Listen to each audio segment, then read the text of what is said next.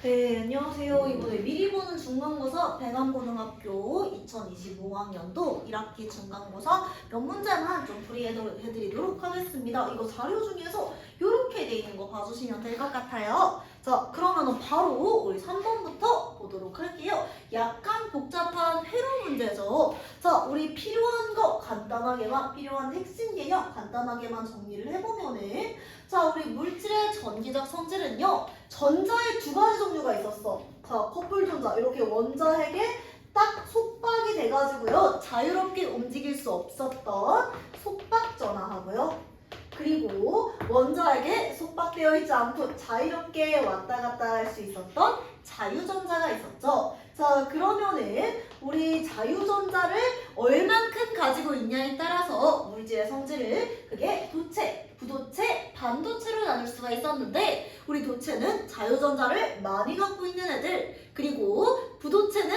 자유전자가 적거나 없는 애들, 마지막으로 반도체는 온도와 압력과 같은 환경에 따라 자유전자의 개수를 조절할 수 있는 애다 라고 얘기를 했습니다. 자, 그러면 A, B, C, D 중에서 도체 2개, 부도체 1개, 반도체가 1개가 있었는데요. 자, 일단은 전류가 흐르려면은 여기에 길이 딱 성립을 해야 되잖아. 만약에 이쪽에 길이 막혀있으면 여기 길이 끊기면 여기 도체가 오든 부도체가 오든 반도체가 오든 다 전류가 흐를 수가 없단 말이죠. 그러니까 A는 무조건 뭐가 된다? 도체가 되는 겁니다. 자, 그러면 B, C, D는요, 도핑 여부에 따라서 얘가 전류가 흐르냐 안 흐르냐가 달라지는데, 우리 반도체는 어떻겠어? 도핑이 되면은 상온에서 전기 전도성이 높아지죠. 그래서 도핑된 반도체를 여기다 두면은 전류가 흐르게 될 거고요. 그 다음에 도체면은요, 당연히 계속 흐를 거고, 그 다음에 부도체를 두면 어때? 중간에 플라스틱이나 아니면 유리 같은 게 들어온 거예요. 그러면 가다가 길이 끊기기 때문에 전류가 흐르지 않겠죠. 자, 그걸 생각해서 B, C, D를 한번 찾아보면은, 자, B 같은 경우는요, 도핑 여부와 상관없이 전류가 흘렀습니다. 그러니까 B가 도체가 될 거고요. 자, C는 도핑을 해도 전류가 흐르지 않았대. 그럼 C가 부도체. 마지막 D는요, 도핑하지 않았을 때는 아무래도 반도체는 상온에서는요, 도핑 전에는 고유 반도체라고 하죠. 전기 전도성이 없었으니까요. 그래서 전류가 흐르지 않다가 도핑을 하면은 전류가 흐르니까 마찬가지로 얘는 반도체가 될 겁니다. 자, 그러면 기억, 니은, 디귿 볼게요. 자, B가 누구냐면 도체니까요. 트랜지스터는요, PNP다. 이거 개별적 특징은 모르셔도 됩니다. 빠졌어요? 아니면 NPN처럼요. 반도체 3개를 딱 붙여서 우리 스위치 작용을 하는 걸 우리가 트랜지스터라고 했단 말이죠. 자, 그러니까 이거는 반도체의 특징이니까 기억은 틀린 말. 그 다음에 이게 만약에 도체였으면 맞는 말이야. 자, 전류의 방향은 뭐예요? 회로 하나만 그려볼게. 자, 요렇게 지금 여기 플러스, 애들이 가끔 플러스 마이너스 그 헷갈릴 때가 있는데, 전자 플러스가 짝대기 2개잖아요. 그러니까 이렇게 지금 길게 돼 있는 게 플러스야. 자, 플러스랑 마이너스랑 이렇게 있을 때 전자의 이동 방향은 뭐야? 마이너스에서 플러스 방향이죠. 근데 전류의 방향은 전자의 이동 방향과 반대잖아요. 그래서 전류의 방향은 플러스에서 마이너스 방향이 된단 말이야. 그러면 도체로 보면은요, 전류의 방향은 오른쪽 방향이 맞아. 근데 C는 부도체잖아. 그래서 약간 함정내신 것 같아요. 니은은 틀린 말이죠. 반도체에 해당하는 건 D다. 맞는 말이라서 이 문제는 정답이 디귿 2번이 될 겁니다. 그래서 단순한 회로 문제였는데 조금 헷갈릴 수는 있었던 것 같아요. 특히 니은에서 약간 함정선지가 들어갔었죠. 자, 그 다음에 7번 보도록 하겠습니다. 다음 페이지 넘겨주세요.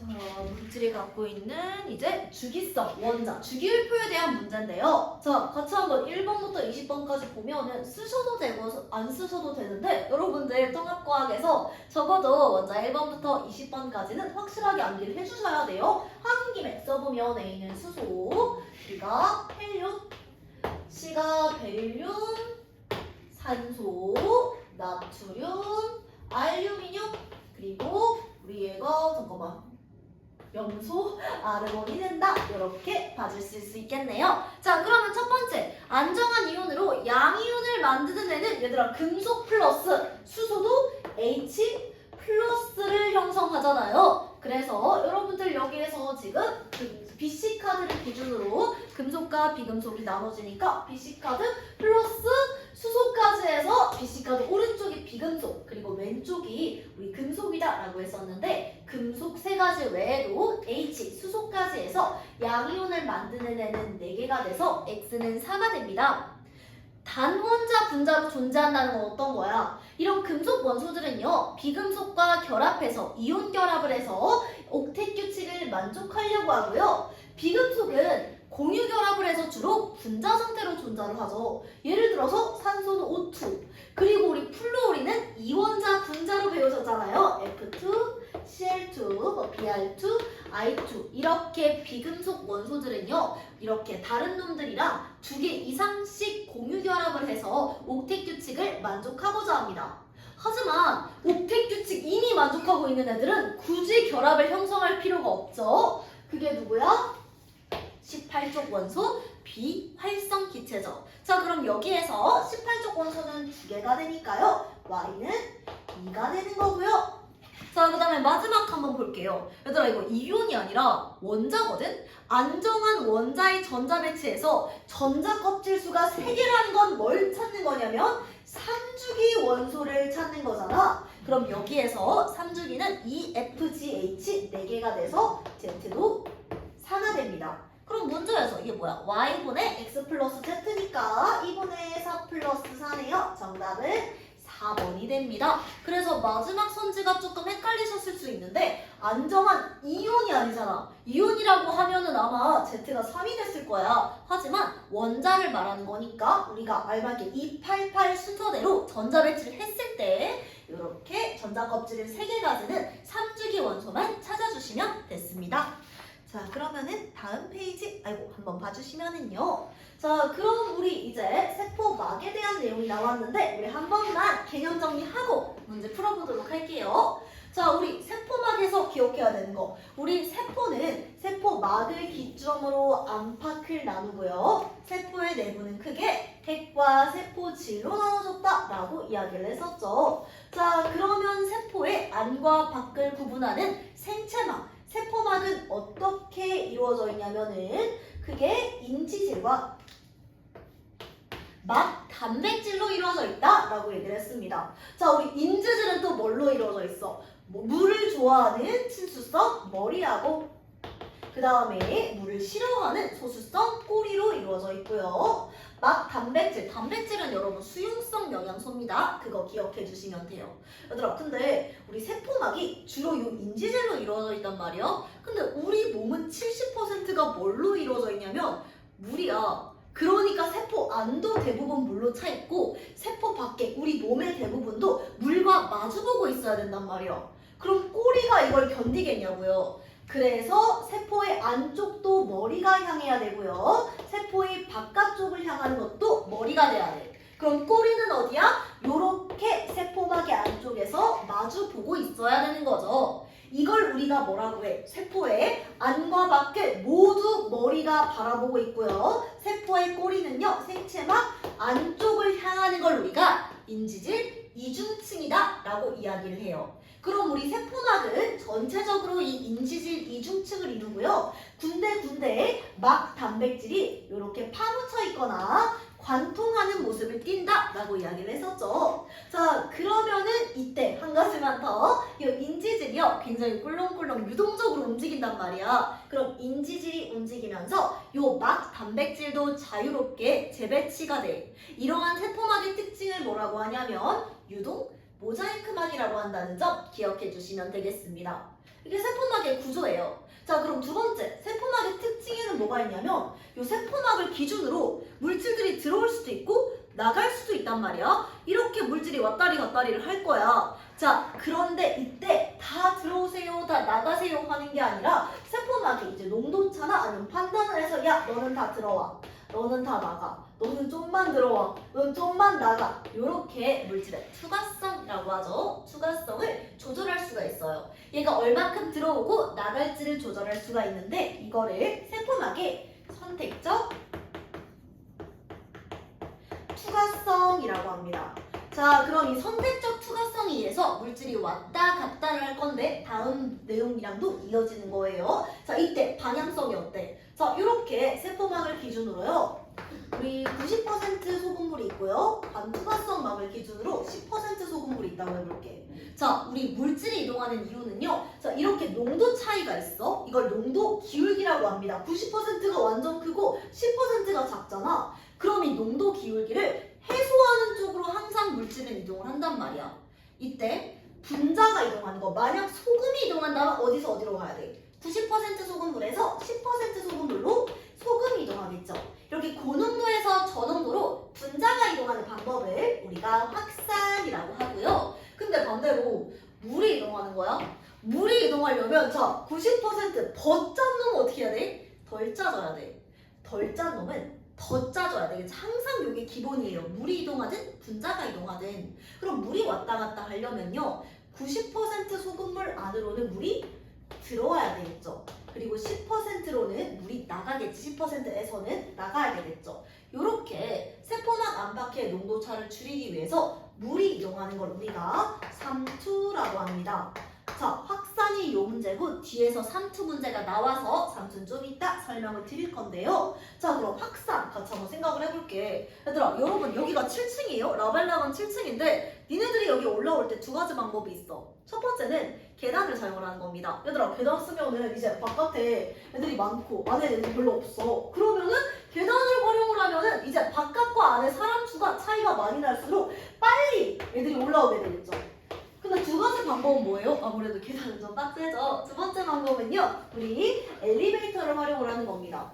자, 우리 평소에 엘리베이터 하나가 잠겨있다고 해볼까요? 그러면 처음에 지금 안과 밖, 건물 안과 밖에 사람 차이가 많이 나면은요, 처음에 엘리베이터 하나로만 올 때는 아무래도 애들이 좀 느릿느릿 올 거야.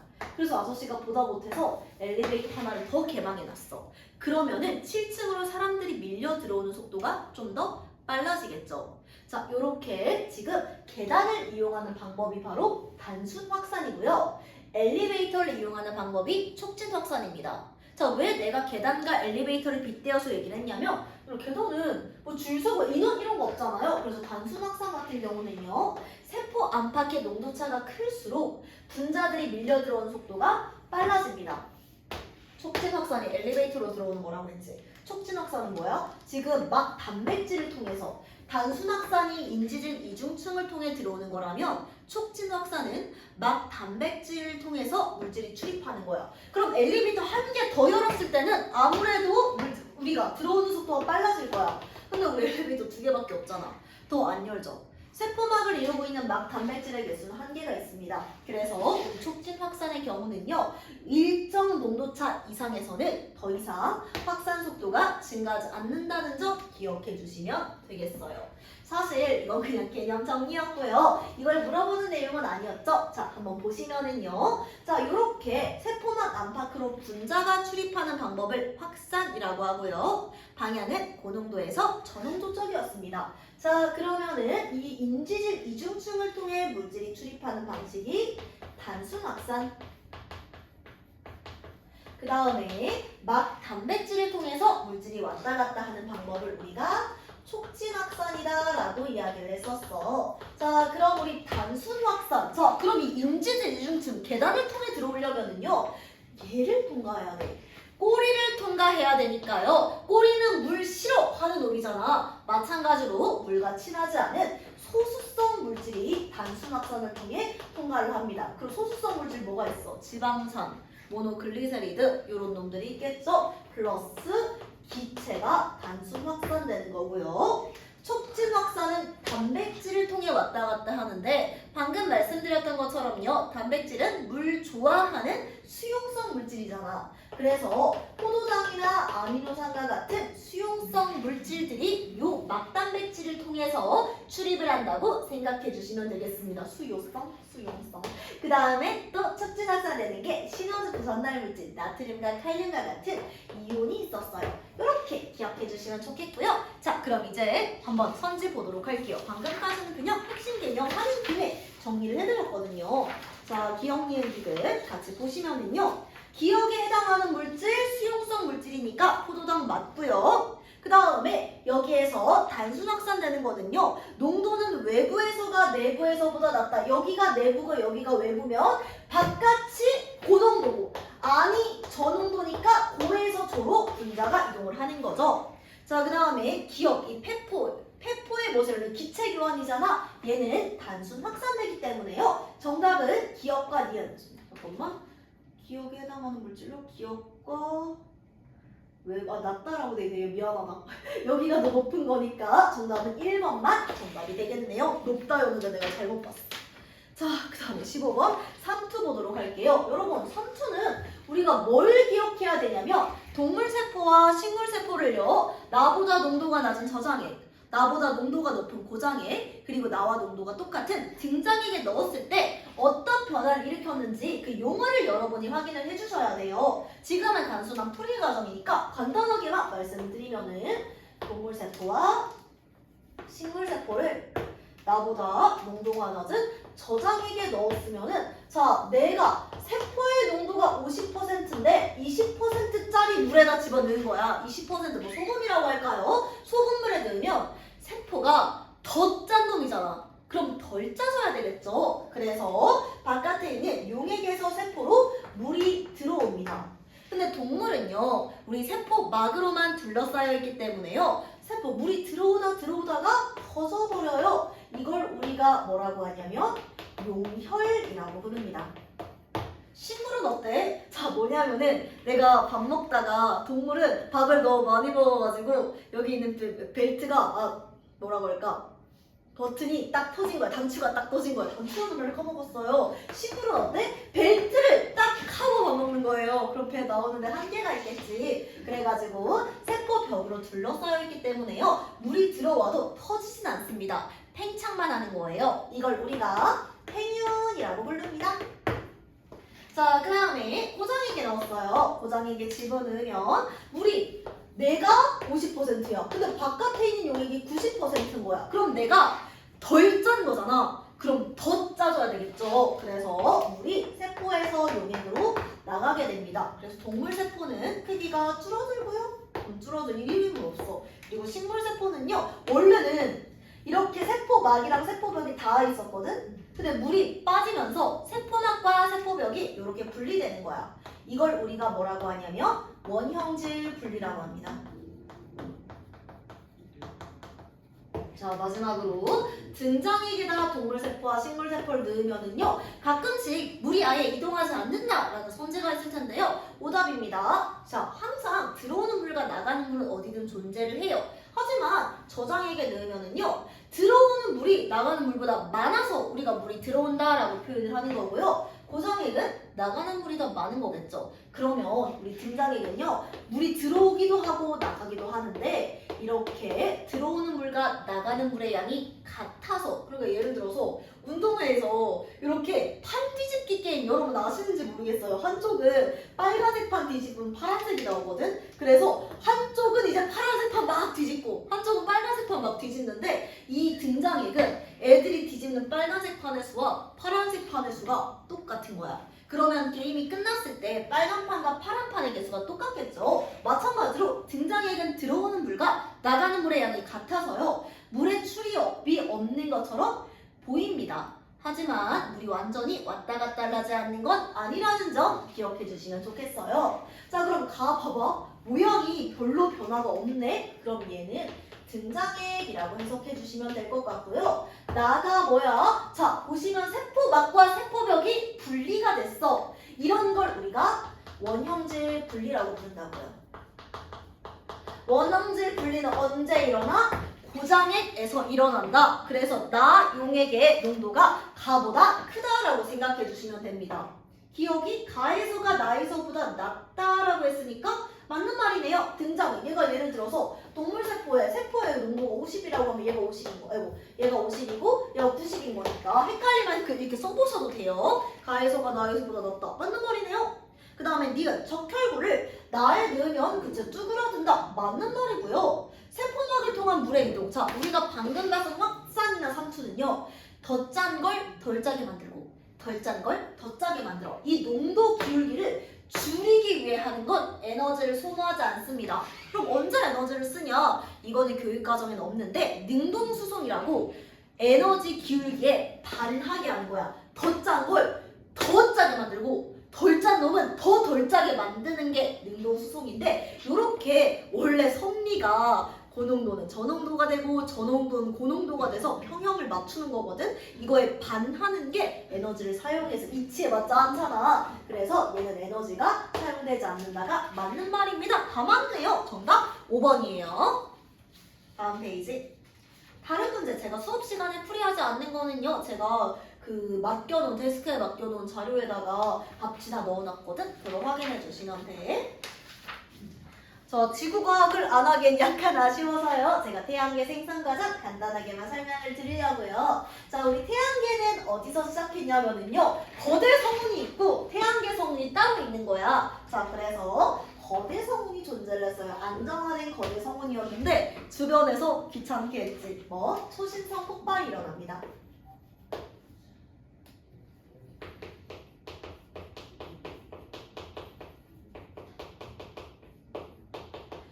자, 그래서 초신성 폭발이 일어나면 어떻게 생각해 주시면 되냐면 이런 커다란 먼지 구덩이가 있는데 여러분이 겁내 큰 선풍기를 들고 이렇게 지나간 거야. 그럼 선풍기 바람에 의해서 요 성간 물질들이요 한 지점에 모이겠죠. 그래서 성운, 인성운 하나의 우리 태양계 성운이 형성이 됩니다.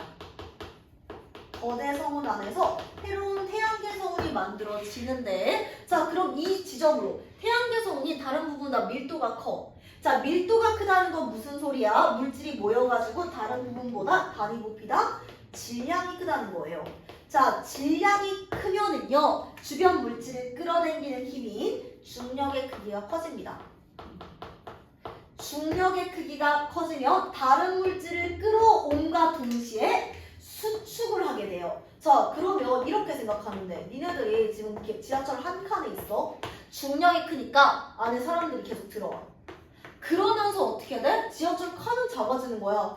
얼마나 더워지겠어요. 칸은 점점 줄어드는데 사람이 자꾸 밀려 들어와. 그래서 성운의 온도가 굉장히 높아집니다. 자, 온도가 상승하면서 이게 태양계에서 달라진 다른 점이에요. 회전하기 시작해요. 자, 회전하면서 중간이 동그래지죠? 이게 뭐야? 원시 태양. 그 다음에 중심부에서 돌던 애들이요 주변으로 촥 흩어져요. 그래서 납작해지는데 이게 원시 원반입니다. 원반부터 보면은 회전 속도가 점점점 빨라져가지고요 고리가 만들어지고요. 이 고리를 돌던 애들은 미행성체라고 했어. 그럼 얘네들이 서로 부딪히면서 없어지기도 하고 뭉쳐져서 커지기도 하는 걸 반복하면서 점점 우리가 아는 행성의 모습을 만드는데 얘가 원시 행성에서 행성이 되는 거죠. 다만 태양과 가까운 곳에서는요 녹는 점이 높은 암석으로 이루어진 지구형 행성이 태양으로부터 멀리 있는 곳에서는요 녹는 점이 낮은 수소와 헬륨, 얘는 준비물이 많으니까 커질 수밖에 없는 거야. 수소와 헬륨으로 이루어진 목성형 행성이 형성이 됩니다.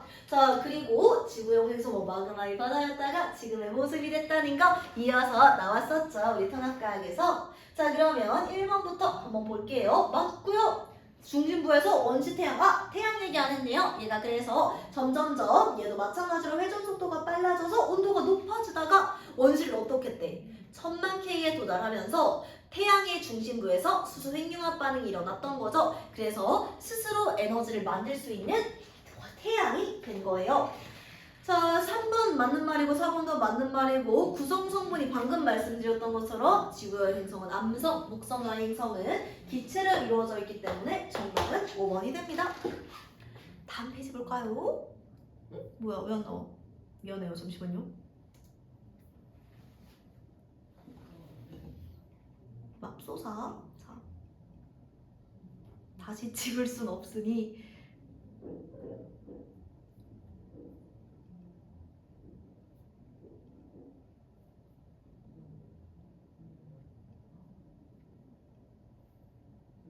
다시 한번 펴보도록. 아마 이거는 괜찮을 것 같은데 이걸로 봅시다. 서답형이네요.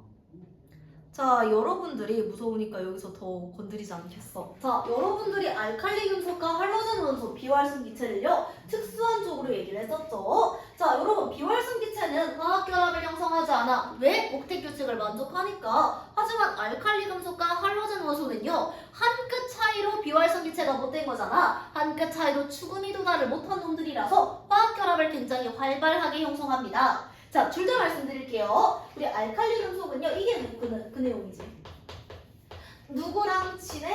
우리 첫 번째 산소랑 친합니다. 자, 알칼리 금속이 산소랑 만나면 여러분 내신 대비할 때 특히 배관고는 이런 화학식 제대로 쓰실 줄 알아야 돼요. 자, 리튬, 나트륨, 칼륨인데 제가 리나만 2개만 쓸게. 자, 산소랑 만나면 뭐가 돼? 이온 결합을 형성을 해서 얘들아, 우리 알칼리 금속의 전하량은 플러스 1이었잖아. 그래서 Li2O. 그럼 여기 앞에 뭐 들어가야 돼? 2 들어가고 4 들어가야 되겠네요. 그리고 나트륨도 마찬가지로 4개의 나트륨이 산소랑 만나면은요, 이온 결합을 해가지고 요렇게 지금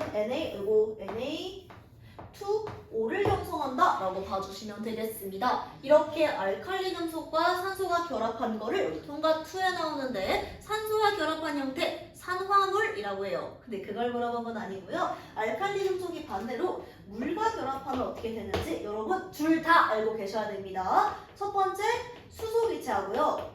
두 번째 페놀프탈레인 용액과 반응했을 때 붉은색이 되는 염기성 물체가 형성됩니다.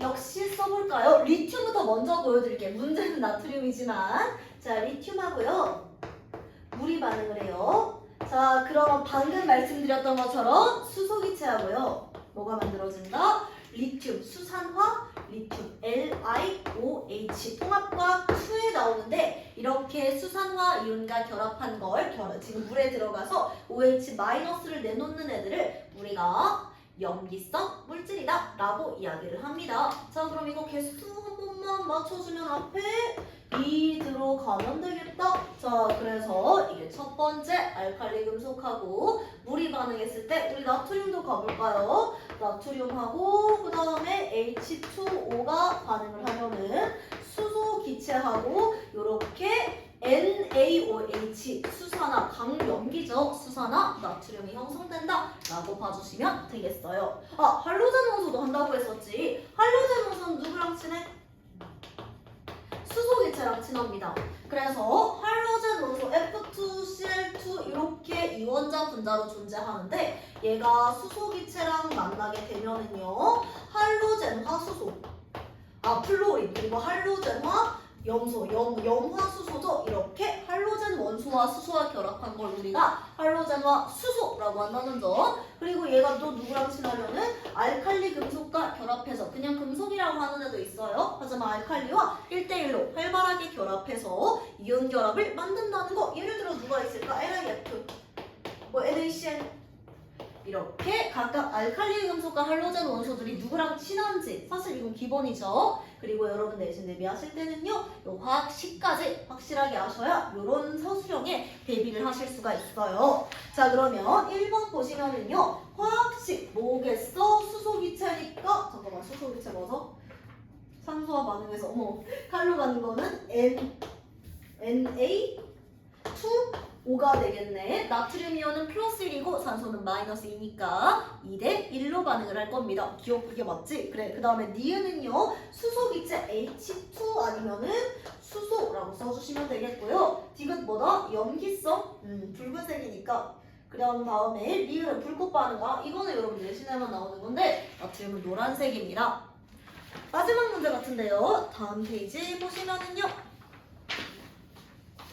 자, 선업형 3번 하고 마무리 해보도록 할게요.